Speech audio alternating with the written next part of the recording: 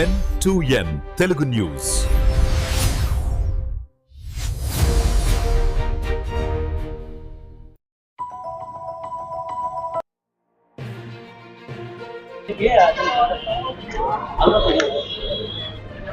అడిగింది అడుగుతున్నారు అయ్యా. ఇప్పుడు ఏం చేస్తారు మీరు? అయ్యా మా అమ్మాయి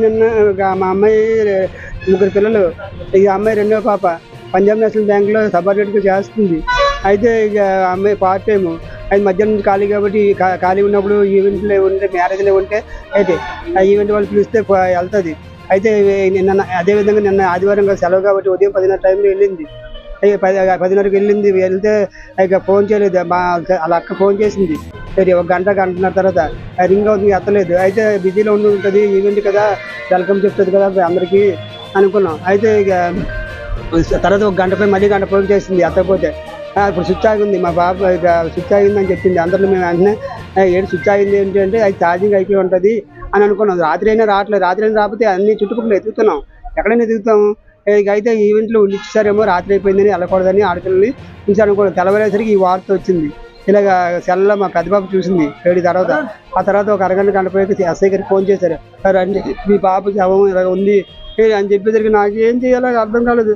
ఆడి మాత్రం దయచేసి ఆడేనో మీడియాకు చెప్తున్నాడు అవన్నీ అబద్ధం. ఎందుకంటే అమ్మాయిని చంపిస్తాడు. అమ్మాయి తిరిగి చెప్పడానికి లేదు కదా. అది కావాలని కథలు అల్లుతున్నాడు, అబద్ధం చెప్తున్నాడు. ఎలా న్యాయం అంటే మా పాప ఎంతో బాధపడింది. నా కూతురు నేను వదిలేస్తే నా కూతురు ముఖం చూడాలి.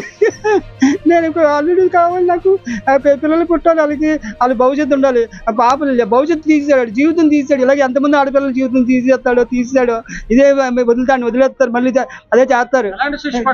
ఆడ జీవితాంతం ఉరి శిక్ష టైప్లో శిక్ష పడాలి అని బయట రాకూడదు. జీవితాంతం ఉరి శిక్ష పడిపోవాలి. అలాంటి శిక్ష కావాలి. మరో మగవాడు అలా చేయకూడదు. ఏ తల్లిదండ్రులు బాధపడకూడదు, ఆడపిల్ల బాధపడకూడదు. ఎందుకంటే ఆడపిల్లలు ట్రాప్ చేస్తుంటారు. ఏదో మంచి అవి చెప్పేసి ట్రాప్ చేసి లేకపోతే ఎత్తుకెళ్ళిపోతుంటారు ఆడపిల్లల్ని అనేది. మా పాప ఇటువంటిది కాదు. ఇటువంటిది అయితే పెళ్ళికి ఎందుకు ఒప్పుకుంటుంది.